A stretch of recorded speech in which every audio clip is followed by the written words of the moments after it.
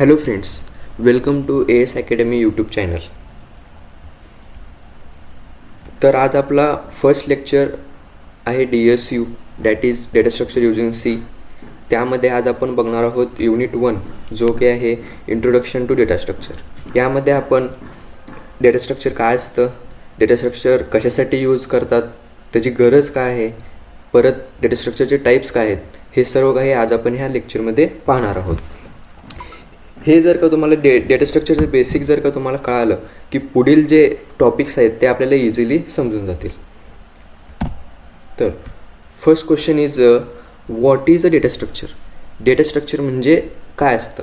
तर फर्स्ट मी तुम्हाला एक एक्झाम्पलवरून समजावतो की एक तुमची रूम आहे ज्यामध्ये 500 बुक्स आहेत. ते बुक्स कसेही पडलेले आहेत, विखरून कसेही पडलेले आहेत. त्यातून तुम्हाला एक स्पेसिफिक बुक जर मागितली तर तुम्हाला किती वेळ लागेल. आता इथे आपण बघू शकतो या एक्झाम्पलमध्ये कसेही बुक पडलेले आहेत, त्यामध्ये मॅनर नाही, काही ऑर्गनाईज केलेलं नाही, काही नाही. तर तुम्हाला एक मिनिमम 10 to 20 मिनिट्स जातील. त्यातही बुक्स मिळायची गॅरंटी आहे की नाही ते सांगता येणार नाही. आता हेच जर का एक लायब्ररीमध्ये हे सर्व 500 बुकची काउंट तेवढीच कम करणार नाही, तेवढीच 500 बुक, त्याला फक्त आपण काय करणार, एक ऑर्गनाईज मॅनरमध्ये, जसं की आपण इथे बघू शकता, ऑर्गनाईज मॅनरमध्ये subject wise science, chemistry, history अशानुसार आणि ऑथरनुसार ऑर्गनाईज करून सॉर्ट करून ठेवलेल्या बुक्स. आता जर तुम्हाला म्हणलं, मला एक स्पेसिफिक बुक कोणती तरी एक नाव सांगितलं, आणा म्हणलं की तुम्ही विदिन अ मिनिट ते बुक्स आणून द्या. ह्यामध्ये काय झालं, कशामुळे शक्य झालं, स्ट्रक्चर्ड डेटामुळे.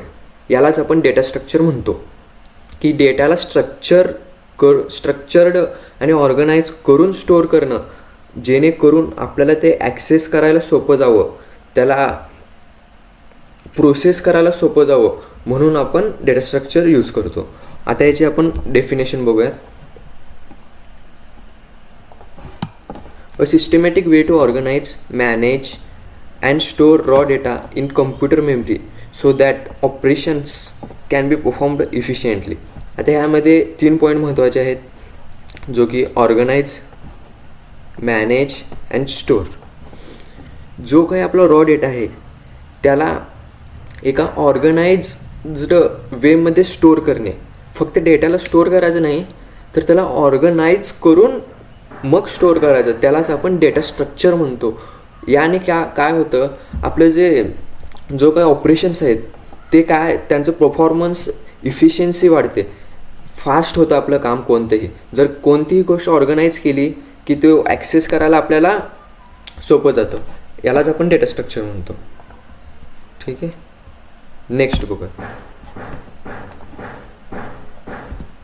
नेक्स्ट, आता डेटा स्ट्रक्चर जर समजलं की डेटाला ऑर्गनाईज करून स्टोअर करणं, याला आपण डेटा स्ट्रक्चर म्हणतो. आता ठीक आहे, डेटाला नेमकं या डेटा स्ट्रक्चरची गरज काय आहे, नीड काय आहे. तर फर्स्ट काय असू शकते की हाय इफिशियन्सी, जो की आहे reduce computational time and cost, ensuring applications run smoothly without lag. आता आपण बघतो आपल्या मोबाईलमध्ये मल्टिपल ॲप्लिकेशन आपण ॲट अ टाईम रन करतो. 1 2 3 4 असं मल्टिपल ॲप्लिकेशन रन करतो. आता जर तिथे जर का डेटा स्ट्रक्चर नसेल तर काय होतं की एक ॲप दुसऱ्या मेमरीमध्ये घुसायचा प्रयत्न करतो आणि ॲप दोन्ही क्रॅश होतात आणि डेटा करप्ट होतो. जर आता आपलं का बरं होत नाही डेटा करप्ट, कारण की तिथे डेटा स्ट्रक्चर आहे, सर्व मेमरी रॅममध्ये मॅनेज केलेली आहे, त्यामुळे कुठलाही ॲप ओव्हरलॅप होत नाही आणि प्रत्येक ॲप्लिकेशन हा स्मूथली विदाऊट लॅग रन होतो. हेच डेटा स्ट्रक्चरचं हे एक ॲडव्हान्टेज म्हणू शकतो आपण. नंतर massive scale, handles and manages millions of records flawlessly without crashing the system. आता आपण हॉस्पिटलमध्ये जातो, मोठमोठ्या हॉस्पिटलमध्ये जातो, आपलं नाव सांगितलं आपलं रेकॉर्ड रिट्राईव्ह होऊन डायरेक्ट आपल्याला मिळतो. तिथे मॅसिव्ह स्केल्स ऑफ रेकॉर्ड्स असतात, त्यातून स्पेसिफिक आपल्या नावाचं रेकॉर्ड रिट्राईव्ह करणं विदाऊट क्रॅशिंग द सिस्टीम, हे सर्व काम कोण करतं, तर हे सर्व काम करतं आपलं डेटा स्ट्रक्चर. हे सर्व काम आपलं करतो कोण, तर डेटा स्ट्रक्चर. मॅसिव्ह स्केलला सुद्धा मॅनेज करता यावं, मिलियन्स ऑफ रेकॉर्ड्स, त्यातून स्पेसिफिक रेकॉर्ड्स आपल्याला within a minute without crashing the system retrieve हवं आहेत. हेच आपल्या डेटा स्ट्रक्चरचं नीड आहे. Algorithmic speed optimizes memory structure, allows searching, sorting algorithms to execute incredibly fast. जो काही आपलं अल्गोरिदमचं स्पीड आहे तो फास्ट व्हावं. जसे की आपण एक्झाम्पल घेऊयात गुगलचं. गुगलमध्ये बिलियन्स ऑफ वेब पेजेस आहेत. आता आय गेस 8 बिलियन्स काय तर वेब पेजेस आहेत. त्यातून आपण सर्च करतो, स्पेसिफिक वेब पेज सर्च करतो, तो गुगल आपल्याला विदिन अ सेकंड त्याचा रिझल्ट देतो. का बरं देतो? कारण की गुगल काय करतो, डेटाला एक स्पेसिफिक मॅनरमध्ये स्टोअर करतो. जसं की हे स्टडी रिलेटेड आहे वेब पेजेस, तर त्याला स्टडी रिलेटेड ह्याच्यामध्ये स्टोअर करतो. प्रत्येक ह्याचं सेक्शन बनवून इंडेक्सिंग वाईज तो स्टोअर करतो. त्यामुळे काय होतं, आपल्याला रिझल्ट फास्ट मिळतो. आता तेच डेटा जर का गुगल कसंही स्टोअर केलं, जसं की आपण इथं बघू शकतो की जर गुगलनं अशा पद्धतीनं जर का त्याचे वेब पेजेस स्टोअर केले की जो काय आपलं सर्चिंग टाईम आहे तो तासोन तास जातो. म्हणूनच डेटा स्ट्रक्चरची गरज खूप आहे. अल्गोरिदमची स्पीडसुद्धा वाढवण्यासाठी आपल्याला डेटा स्ट्रक्चरची गरज लागते. यामुळे आपल्याला गुगल काय आहे, डेटा स्ट्रक्चरमुळेच आपल्याला जो काही रिझल्ट आहे तो फास्ट देतो. ठीक आहे, आपण नेक्स्ट टॉपिक. तर आपलं नेक्स्ट टॉपिक आहे abstract data type. Abstract data type म्हणजे काय असतं, ज्याला की आपण एडिटीसुद्धा म्हणतो. तर फर्स्टली मी तुम्हाला एक्झाम्पलवरून समजवण्याचा प्रयत्न करतो की इथं आपण आता प्रत्येकाने ATM मशीन वापरलीच असेल. आपण काय करतो, ATM मशीनमध्ये जातो, आपलं काय कार्ड इन्सर्ट करतो, जो काही आपलं पिन इन्सर्ट करतो आणि त्यानंतर विड्रॉ कॅश. इथं आपण बघू शकतो की विड्रॉ कॅश बटन आपण क्लिक करतो. त्यानंतर काय होतं, आपल्याकडे डायरेक्ट कॅश येते. झालं, आपलं काम संपलं, आपण तिथून निघून येतो, संपलं. हेच आपलं काय आहे तर ADT आहे, की आपलं काय करणं, जाऊन फक्त ऑपरेशन परफॉर्म करणं, काय करायचं आपल्याला ते करणं. ठीक आहे. आता ते ATMमध्ये जो काय आपलं करन्सी स्कॅनर आहे तो बिलिंग सॉर्टिंग कसं करतो, इंटरनल गिअर्स कसे काम करतात, त्याचं कॉम्प्लेक्स कोड काय आहे, हे सर्व आपल्याला जाणून घ्यायची गरज आहे का? नाही, काहीच गरज नाही. आपल्याला हे सर्व जाणून घ्यायची गरजच नाही. फक्त आपल्याला काय गरज आहे की जाऊन फक्त पैसे कसे काढायचे हे गरज आहे, विड्रॉ कॅश कशी करायची ते, त्याच्या मागं वर्किंग काय आहे हे बघायची आपल्याला काही गरज नाही. हेच आपल्याला ADT सांगतं. ADT काय सांगतं, आपण इथे आपण डेफिनेशन बघूयात काय आहे. तर an ADT is a mathematical model that defines what operation can be performed on a data object while completely hiding how they are implemented internally. इथेही हे सांगते की ADT एक मॅथमॅटिकल मॉडेल आहे जो की फक्त ऑपरेशन्सला डिफाईन करतो की ऑपरेशन काय करायचे आहेत, परफॉर्म काय करायचे आहेत ऑपरेशन, आणि तो कम्प्लिटली जो काही आपला इंटरनल इम्प्लिमेंटेशन आहे तो कम्प्लिटली हाईड करतो. यालाच आपण ADT असं म्हणतो. ADT फक्त आपल्याला ऑपरेशन काय करायचं आहे आणि ते कसे परफॉर्म करायचे हे सांगतो, ना की तो इंटरनली कसं वर्क करतो ते. आता आपण या डायग्रामकडे बघूयात. युजर इंटरफेस आपल्याला इथं फर्स्टली दिसतो. युजर इंटरफेस यामध्ये काय दिसणार आपल्याला, बटन्स, मेनू ऑप्शन्स, यालाच आपण ADT म्हणतो. आणि आपण खाली बघू शकतो इंटरनल इम्प्लिमेंटेशन. यामध्ये काय, मेमरी अलोकेशन, कोर लॉजिक, हे सर्व काय आहे ADT हाईड करत असतो. हे आपल्याला जाणून घ्यायची गरज नसते. हे सर्व काय करणार, ADT हाईड करणार. आपल्याला फक्त काय दिसणार, हे दिसणार. आपण अजून एक एक्झाम्पल घेऊ शकतो की आपण गाडी चालवतो. गाडी चालवत असताना आपण फक्त रेस वाढवणार, काय आहे ते स्टार्ट करणार, एवढंच करणार. इंटरनली त्याचे मेकॅनिझम कसं आहे हे आपण बघणार का? नाही. ते कॉम्प्लेक्स बघायची आपल्याला गरजच नाही. फक्त आपण काय बघणार, ऑपरेशन काय होणार. आता आपण लॉजिकली बघायला गेलं लॉजिकली बघायला गेलं तर आपल्याकडे स्टॅक एडिटी आहे. स्टॅकमध्ये काय आहे, LIFO last in first out, जो लास्ट येणार तो पहिला बाहेर जाणार. ठीक आहे, जसं की आपण स्टॅक ऑफ प्लेट्स बघू शकतो. जसे की जो लास्ट येतो तो पहिला निघून जाणार, जो पहिला येतो तो सर्वात लास्ट निघून जाणार.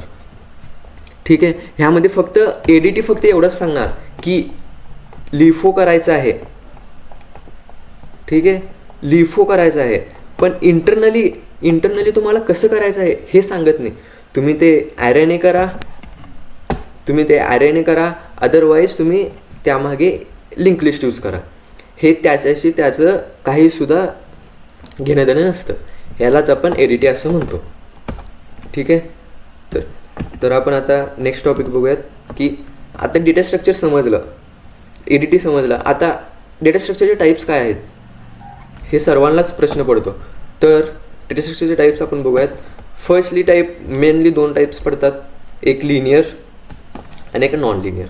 लिनियरमध्ये इथं आपण डायग्राममध्ये बघू शकतो, वन आफ्टर अनदर, एकामागे एक मेमरी अलोकेट होत जाते आणि त्यानुसार आपण त्याला ॲक्सेसही करू शकतो. आणि ह्यामध्ये आपण बघू शकतो सिंगल लेवल आहे, ह्यामध्ये मल्टिपल ब्रांचिंग नाही, काय नाही. ह्यामध्ये आपण काय बघू शकतो, ॲरे जो की आपण सीमध्ये शिकलाच आहेत, वन आफ्टर अनदर, स्टॅक जो की लिफो आहे, last in first out, Q जो की first in first out, link list एक डायनॅमिक मेमरी अलोकेशन आहे. ॲरे लिंक लिस्ट सेमच आहेत, फक्त ॲरे जो काय आहे स्टॅटिक आहे, यामध्ये आपण त्याची साईज डायनॅमिकली चेंज करू शकत नाही. लिंक लिस्ट कसं आहे की आपण यात कसं डायनॅमिकली मेमरी अलोकेट करू शकतो, डिअलोकेटसुद्धा करू शकतो.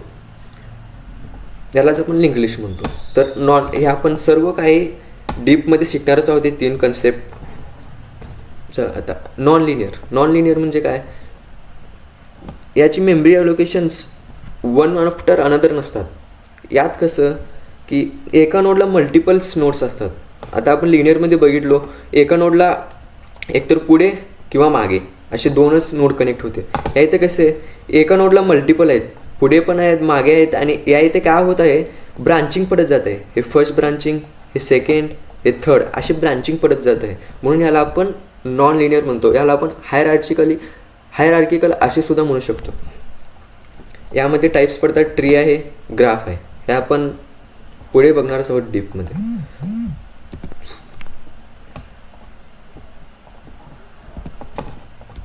नेक्स्ट, तर आता आपण याची प्रॉपर डेफिनेशन बघूयात. काय असतं, ठीक आहे, लिनियर डेटा स्ट्रक्चर काय. Data element are arranged sequentially in a strict linear order, involves only a single level of storage architecture. इथे सुद्धा हेच सांगितलं आहे की डेटा एलिमेंट हे सिक्वेन्शियली स्ट्रिक्ट मॅनरनी अरेंज्ड असतात आणि यामध्ये फक्त सिंगल लेवल आर्किटेक्चर असतो. यामध्ये मल्टिपल ब्रांचिंग पडलेली नसते. जसे की आपण या इथे एक्झाम्पल घेऊ शकतो की आपला स्टुडंट रोल नंबर, यामध्ये कसं 1 2 3 4 5 6. आता 1 नंतर 2 येणार, 2 नंतर 3 येणार, 3 नंतर 4 येणार, 5 येणार, 6 येणार, असं 1 बाय 1, 1 आफ्टर 1 एकटं येत जाणार इकडून. यालाच आपण काय म्हणू शकतो, लिनियर डेटा स्ट्रक्चर. इथं आपण एक्झाम्पलमध्ये सुद्धा बघू शकतो, जसं की आपल्या इथे CNGसाठी लाईन लागत असते, one after another. Ticket counter, आपण कोठे मूवी तिकीट काउंटरला सुद्धा गेल्यावर एकानंतर एक असं 1 बाय 1 लाईन लागलेली असते. यालाच आपण लिनियर डेटा स्ट्रक्चर असे म्हणतो. आता non linear data structure, data element are arranged hierarchically or in an interconnected network, involves multiple structure level. आता नॉन लिनियरमध्ये काय असतं, डेटा एलिमेंट जे आहेत ना हायरार्की स्ट्रक्चर मॅनरमध्ये इंटरकनेक्टेड असतात, एक नेटवर्क टाईप. आणि यामध्ये कसं मल्टिपल स्ट्रक्चर लेवल असतात. जसं की आपण इथं बघू शकतो, एखादे CEO नंतर काय असतं, मॅनेजरच्या अंडर काय मल्टिपल एम्प्लॉईज. इथे काय पडत चाललंय, ब्रांचिंग पडत चाललंय, वन आफ्टर अनदर ब्रांचिंग. यालाच आपण नॉन लिनियर असे म्हणतो. जसं की आपल्या कॉलेजच्या एक्झाम्पलमध्ये घ्यायचं झालं तर फर्स्ट येणार प्रिन्सिपलच्या अंडर येणार HODs, multiple H U Ds येणार, C O H U D, नंतर E J H U D, असे एच यू डी येणार. एच यू डीच्या अंडर अजून कोण येणार, तर मल्टिपल फॅकल्टीज येणार, जसे की सीचे फॅकल्टी, डी एस यूचे फॅकल्टी, डी बी एम एसचे फॅकल्टी, असे मल्टिपल ब्रांचेस पडत जाणार. यालाच आपण काय म्हणणार, नॉन लिनियर डेटा स्ट्रक्चर. तर आपण आता हे तर समजलं असेल. आता आपण यातलं डिफरन्स बघूया.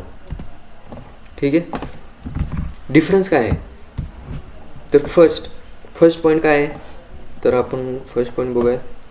सिक्वेन्शियल अरेंजमेंट कशी आहे, तर लिनियरमध्ये कशी आहे अरेंजमेंट, सिक्वेन्शियल आहे, one after another single line ऑर्डरमध्ये आहे. तर नॉन लिनियरमध्ये कशा आहे, hierarchy, tree like structure, interconnected nodes, अशा पद्धतीने अरेंजमेंट आहे. लेवल्स, किती लेवल्स आहेत, लिनियरमध्ये सिंगल लेवल आहे, यामध्ये मल्टिपल लेवल येत नाहीत. आणि नॉन लिनियरमध्ये कसं multiple level because of hierarchy structure. Implementation कसं होतं, म्हणजे त्याचे हार्ड आहे, कॉम्प्लेक्स आहे. तर लिनियर जो आहे तो इझी आहे, कारण यामध्ये ब्रांचिंग पडत नाही. आणि जो की जो ट्रॅव्हर्सिंग आहे तो सिंगल पासमध्ये होतो, त्यामुळे सिम्पल जातो. आणि नॉन लिनियर कॉम्प्लेक्स आहे, त्याचं लॉजिक खूप कॉम्प्लेक्स आहे, कारण याला मल्टिपल्स पासेस लागतात ट्रॅव्हर्स करायला. सिंगल ट्रीला जरी ट्रॅव्हर्स करायचं म्हणलं तर ना मल्टिपल पासेस लागतात, म्हणून कॉम्प्लेक्स आहे. आणि मेमरी कशी आहे, लेस इफिशियन्सी आहे, कारण यात लॉस ऑफ मेमरीसुद्धा होऊ शकतो किंवा शॉर्टेज ऑफ मेमरीसुद्धा होऊ शकतो. नॉन लिनियरमध्ये कसे मेमरी जो आहे आपली हायली इफिशियंट आहे. नंतर आपण ट्रॅव्हर्स कसं करतो, तर लिनियर सिंगल पासमध्ये ट्रॅव्हर्स होऊन जातो, कारण की आपण इथे 2 मिनिट आपण इथे बघू शकतो. आता इथे एक गाडी आहे, ह्यानंतर ह्या गाडीवर जाणार, आपण ह्या गाडीला बघणार, ह्यानंतर ह्या गाडीला, सिंगलमध्ये झालं. आता इथे बघा सी ओ नंतर कोणता एम्प्लॉई, चला ह्या साईडचा एम्प्लॉई, ह्या एम्प्लॉईच्या ह्या साईडचा मॅनेजर, ह्या मॅनेजरच्या अंडर किती एम्प्लॉई, 2. हे 2 ह्या एम्प्लॉईकडे जाणार, वापस मॅनेजरकडे जाणार, वापस हे ह्या साईडच्या एम्प्लॉईकडे येणार, वापस इथून आपण जाणार सी ओ, परत दुसरं मॅनेजर, त्या मॅनेजरचा एम्प्लॉई, असे मल्टिपल पासेस पडतात. म्हणूनच आपला जो नॉन लिनियर आहे तो मल्टिपल पासेस घेतो फक्त ट्रॅव्हर्सिंगसाठी, त्यामुळे तो कॉम्प्लेक्ससुद्धा आहे. ठीक आहे. तर आज आपण काय शिकलो, तर आज आपण शिकलो की डेटा स्ट्रक्चर काय असतं, त्याचा एक आपण एक्झाम्पलसुद्धा घेतलो आपलं लायब्ररीवालं. त्यानंतर नीड काय आहे, डेटा स्ट्रक्चर तर आपण घेतलं, तर त्यानंतर त्याचे नीड्स काय आहेत. नंतर आपण ॲबस्ट्रॅक्ट डेटा टाईप काय असतं, ते कुठे यूज होतं, का बरं असतं, ते बघितलं. त्यानंतर डेटा स्ट्रक्चरचे टाईप्स काय आहेत ते बघितलं. त्यानंतर आपण बघितलं की लिनियर डेटा स्ट्रक्चरची डेफिनेशन बघितली, नॉन लिनियरची डेफिनेशन बघितली विथ एक्झाम्पल्स. त्यानंतर दोघांचे डिफरन्स काय आहे ते आपण बघितलं. ठीक आहे. तर आपण नेक्स्ट अजून बघणार आहोत की ऑपरेशन्स, डेटा स्ट्रक्चरवरचे ऑपरेशन काय आहेत ते आपण नेक्स्ट लेक्चरमध्ये बघणार आहोत. तोपर्यंत थँक्यू.